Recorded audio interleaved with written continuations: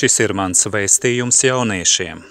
Nepieveriet acis uz to, ja jūsu otrā pusīte jums izstāsta kādu dzīves sāpi, kur redzami noziegumi pret viņu un aicina jūs neko nedarīt.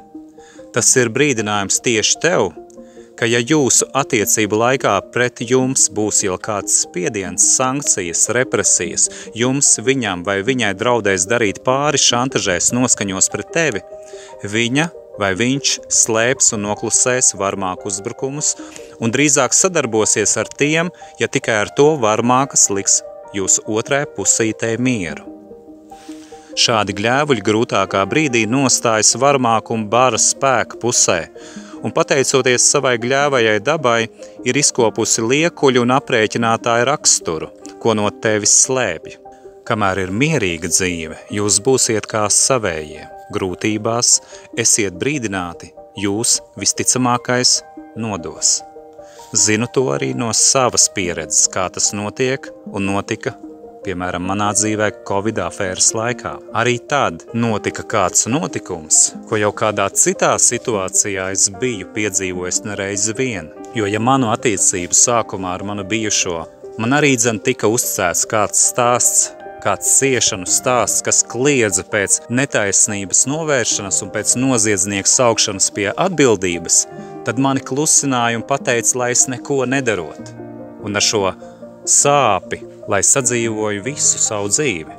Tad nu vēlāk šī te attieksme, kuras tiku aicināts neko nedarīt, paciest un panest to, ko nedrīkst paciest un panest, tas noved pie situācijas, ka šī pati gļēvā, kāda man zināmā dvēsele, izvēlējās jau pieminētajā Covid afēras laikā nostāties pret mani apmelojot cilvēku, kas elpoja brīvi. Vai jūs saprotiet, kā tas notiek? Ir tāda suga, kas grūtību brīdī izvēlas sadarboties ar noziedzniekiem, un viņi drīzāk pieseks ļaundarus, nekā izgaismos netaisnību, lai šie ļaundari nevarētu citiem nodarīt pāri.